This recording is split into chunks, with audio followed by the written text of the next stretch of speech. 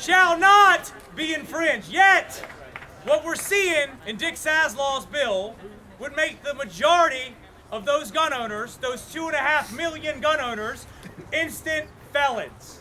So it's important that our voices are heard on the very first day of session so that they understand how we feel. Is that right? Yeah! I'm proud to stand with you who care deeply about your constitutional rights and how there should not be infringed. I will stand with you anywhere, anytime, all the time. Thank you guys very much, and God bless you.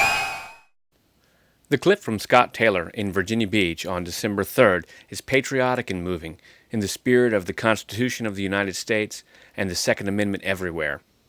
Now contrast that to Ralph Northam, the Virginia governor who wishes to discipline the droves of constitutional cities and Second Amendment sanctuary counties because these localities have all pledged resolutions to the citizens that they will not support or enforce legislation which is coming down from Capitol Hill, which would effectively ban almost all firearms in common possession for sporting, hunting, and self-defense, as well as assembly in the Militia Act, that's Senate Bill 64, as well as training, not just firearms training, martial arts training.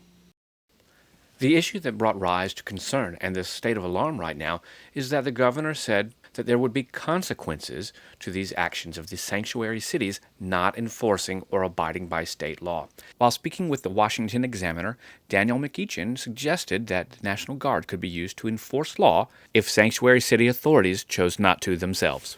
Yet it seems these comments about calling the Guard to active duty has more to do with law enforcement officers responding to the sanctuary cities positively, saying that they will not enforce unconstitutional laws.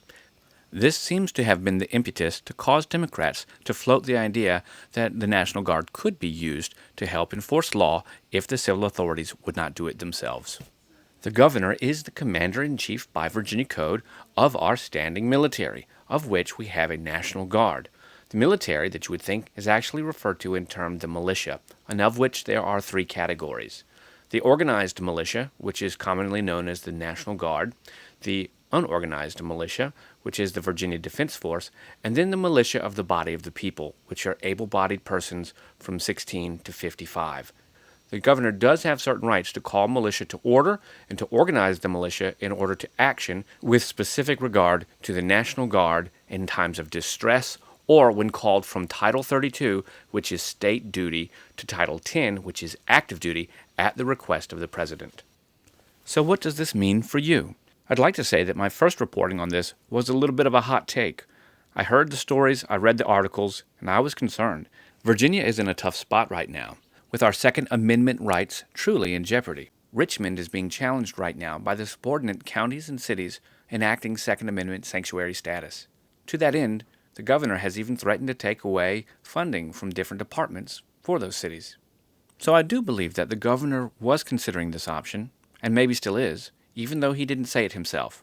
And I believe it might be something that he was alluding to when he said that there could be consequences. So what do you think? Leave your comment down below. I'm Robert Ham, reporting for Va2A News. Thanks for watching.